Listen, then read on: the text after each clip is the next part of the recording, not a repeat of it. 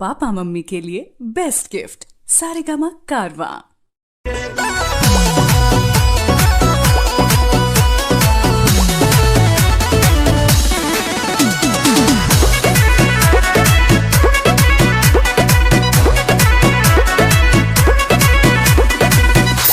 बरस की उम्र बड़ी लचकती कमर। अच्छा 16 बरस की उम्र बड़ी लचकती कमर। अरे सुनिए जी कहिए। आके गले से लगा लीजिए, हमको दीवाना बना लीजिए।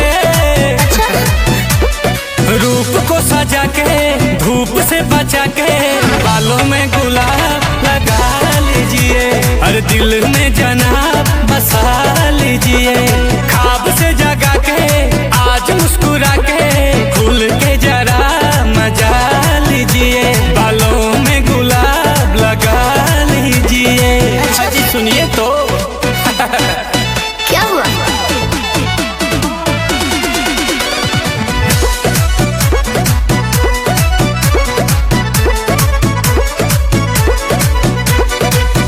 जैसी लागे तू गोरी राह चलती हुई, रंग बदले मौसम के जैसे तू बदलती हुई। कितना प्राकृतिक दृश्य है,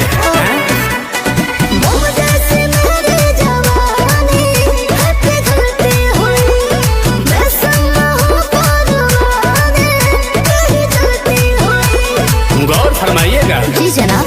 एक नजर तो मिला लीजिए। अच्छा आंखों में चेहरा छुपा लीजिए।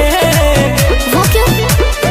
रूप को सजा के धूप से बचा के बालों में गुलाब लगा लीजिए। अरे दिल में जनाब बसा लीजिए। ख्वाब से जगा के आज मुस्कुरा के खुल के जरा मजा लीजिए। कि बालों में गुलाब लगा लीजिए।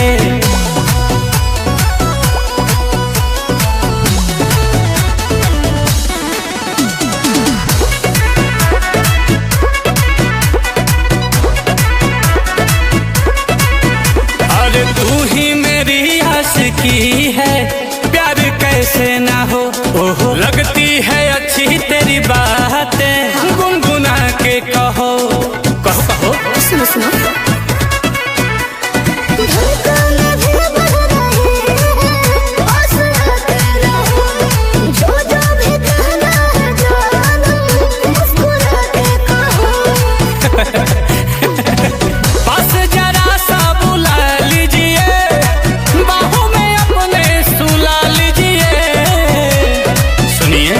रूप को सजा के धूप से बचा के